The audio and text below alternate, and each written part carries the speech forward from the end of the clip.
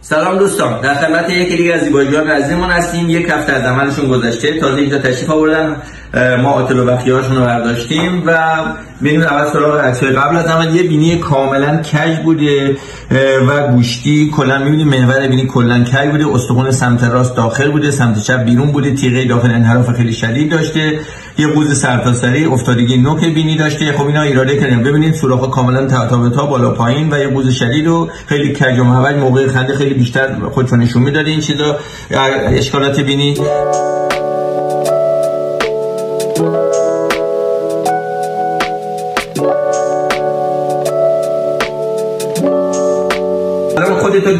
تو اینه دیدی چقدر عوض شدی؟ تمام اون کج و معوجی ها اصلاح شده، انحراف تیغه داخل اصلاح شده، ظاهر بینی کلا زد. ببینید واسه دو سه تا بینی رو ما روش کار کردیم. خب الان نفس میتونی بکشی دیگه، درسته؟ نفس بکش ببینم.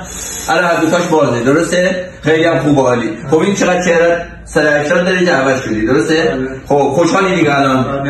از کجا تشریف آورده بودی؟ اپر. شهر زیبای اپر، درستی؟ بسیار خیلی خوش آمدی. ولی با اینکه یک هفته گذشته، با اینکه این همه کار رو بدید انجام شده و یه پروژه سنگینی بوده، ولی به نسبت من انتظار داشتم برنامه بیشتری داشته باشید. ولی الان نگاه کنید، این باورم هم کاملا صافه. تو این نگاه کن، این قشنگ این صاف، اینم یه قوس ملایم مردونه خواهد داشت، نوک برنامه بیشتری نداره، اینا لاغر میشه. اینم یه ذره میره عقب‌تر چون نظیرش برام داره. متوجه هستی؟ و ببینید خیلی شدیدتر از این میشه. ان شاءالله 2 ماه دیگه کاملی با دوباره کلیپ شیک میگیریم بعد دیگه. ان شاءالله. راضی هستی دیگه تا اینجا؟ مرسی. متشکرم که اجازه دادید کلیپ بگیریم. مرسی.